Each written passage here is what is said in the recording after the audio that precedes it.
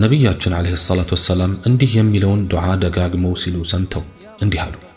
አንቱ የአላህ መልእክተኛ ሆይ ብዙ ጊዜ አንተ ቀልቦችን የምትገለባብጥ የሆንክ ጌታ ሆይ ቀልቤን በዲንህ ላይ አጽናልኝ ሲሉ እሰማለሁ አሉ እመት ዓኢሻ።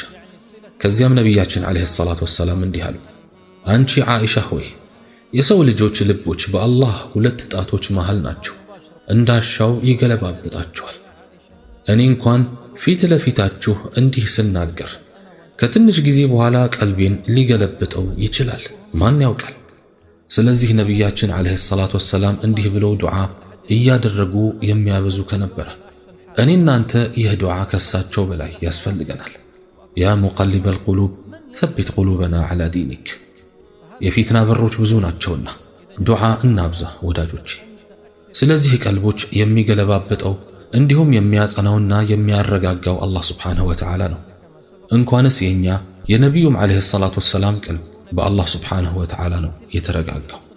አላህ ሱብሓነሁ ወተዓላ እንዲህ ይላል፣ ወለውላ አን ሰበትና ባላረጋነህም ኖሮ ወደ እነሱ ጥቂትን ዝንባሌ ልትዘነብል በርግጥ በተቃረብክ ነበር። ያን ጊዜ የሕይወትን ድርብ ቅጣት የሞትንም ድርብ ቅጣት ባቀመስንህ ነበር። ከዚያም ላንተ በእኛ ላይ ረዳትን አታገኝም ነበር። ሁለተኛው ኢማንን ከሚያጠነክሩ ነገሮች መልካም ጓደኝነት ነው። ኢማንህ በምትቀማመጠው ሰው የራሱ ውጤት ይኖረዋል። መልካም ከሆነ መልካም ውጤት፣ ክፉም ከሆነ እንደዛው ክፉ ውጤት ይኖረዋል። ጓደኛህ ምን አይነት ሰው ነው? አብረኸው ስለምን ታወራላችሁ?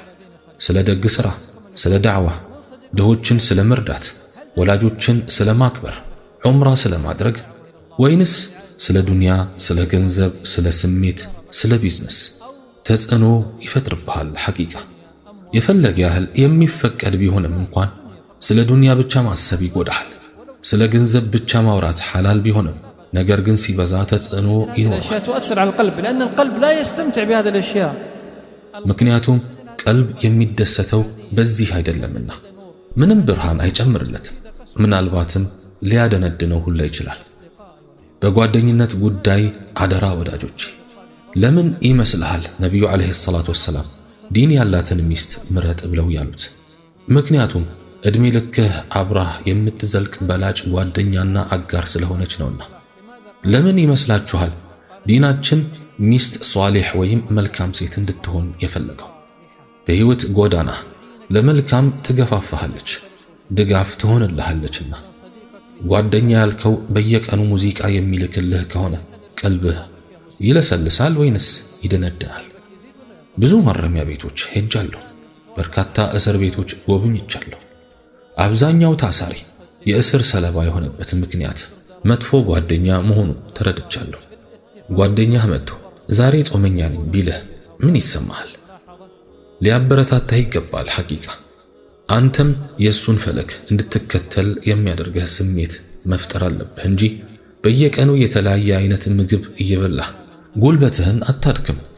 ሌላው ቢቀር የጾም ምንዳኮ ልዩ ነው፣ ገደብ የለውም። ጓደኛ በቀጥታም ይሁን በተዘዋዋሪ ተጽዕኖ ፈጣሪ ነው። ወላጆቹን አክባሪ ከሆነ አንተም ወላጆችህን ለማክበር ትነሳሳለህ። ሌሊት እየተነሳ የሚሰግድ ከሆነ አንተም ላይ ይተላለፋል በአላህ ፍቃድ።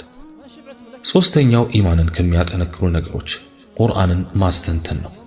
ወዳጆቼ ቁርአን በብዙዎች ሰዎች ሕይወት የተረሳው መጽሐፍ ሆኗል። ሞባይል ደግሞ በብዙዎች ሰዎች ሕይወት ገዳይ ፍቅር ሆኗል። ፌስቡክ፣ ቲክቶክ፣ ኢንስታግራም የብልሹ ቪዲዮዎች ማጠራቀሚያ፣ ፊልሞች። እረ ለቁርአን ትንሽ ቦታ ስጠው አንብበው ስትለው አይችልም፣ አይታየውም። እውነት ለመናገር አልፈርድበትም፣ ምክንያቱም ቀልቡ ንጹሕ ስላልሆነ ቁርአንን ማጣጣም አይችልም። ዑስማን ረዲየላሁ ዐንሁ ምን ይላሉ? ልቦቻችን ቢጸዱ ኖሮ ከአላህ ስብሓንሁ ወተዓላ ንግግር ባልጠገቡ ነበር።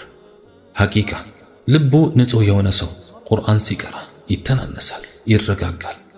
አላህም ስብሓንሁ ወተዓላ አላህን በማስታወስ ልቦች ይረካሉ ብሏልና በተከበረው ቁርአኑ አላ ቢዚክሪላሂ ተጥመኢኑል ቁሉብ። ሁላችንም ወንድሞቼ በህመም በሐዘን እና በጭንቀት እንሰቃያለን። እነሱን ወደ ጎን እንተውና ወደ አላህ ስብሓንሁ ወተዓላ ንግግር እናምራ። ወደ አላህ ስብሓንሁ ወተዓላ እንቃረብ ፈውስ ማግኘትን የፈለግን እንደሆነ። አንድ ሼኽ ጋር እየቀራሁኝ ሳለ አንድ ጥያቄ ጠየቅኳቸው። የቁርአንን ትሩፋት ምንድነው አልኳቸው።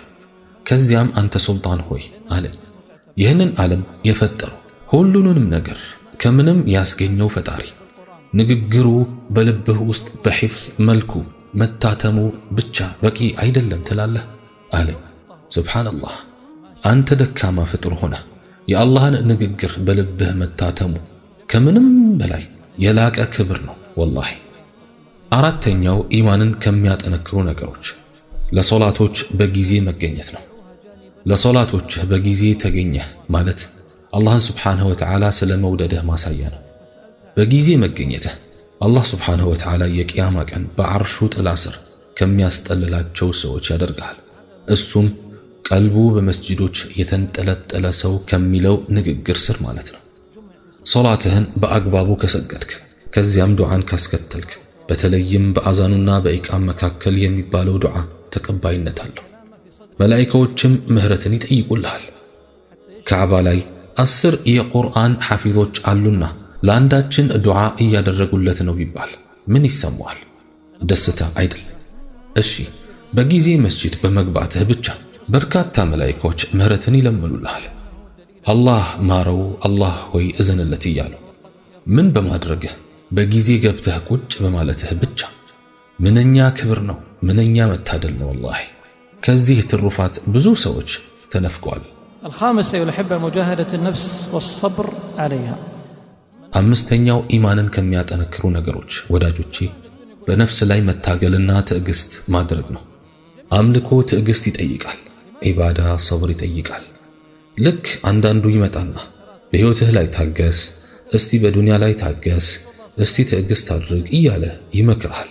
እሺ መልካም፣ ስለ ትዕግስት መምከሩ ጥሩ ነው። ነገር ግን ለምን ታዲያ በዲን ላይ በዒባዳ ላይ ትዕግስት አድርግ ብሎ የማይመክረው ወይም በአጠቃላይ እንዲህ አይነቱ ምክር የማይደረገው? ለምሳሌ አንዱ የቁርአን ጁዝእ እየቀራህ ከደከመህ ወይም ከተሰላቸህ ሁለተኛውን ለመቅራት ነፍስህን ታገላት። ነገ ሰኞ ለመጾም ካንገራገርክ ነፍስህን አሸንፋትና ጾም። ለአላህ ብሎ አንድን ቀን በኢኽላስ የጾመ ሰው አላህ ስብሓንሁ ወተዓላ ይህንን ሰው ከጀሃነም የ70 ዓመት ያክል ርቀት ያርቀዋል። አንዳንድ ሰለፍ ምን ይላል? ነፍሴ ቀጥ እስክትል ድረስ 40 ዓመት ታገልኳት። አጂብ! በሕይወት እስካለህ ድረስ ነፍስያህ ከውትወታ አትቦዘንም። አትስገድ፣ ሱና ግዴታ አይደለም፣ ይቅርብህ። ዲናዊ ትምህርት ይቅርብህ። ለድሃ አትመጽውት፣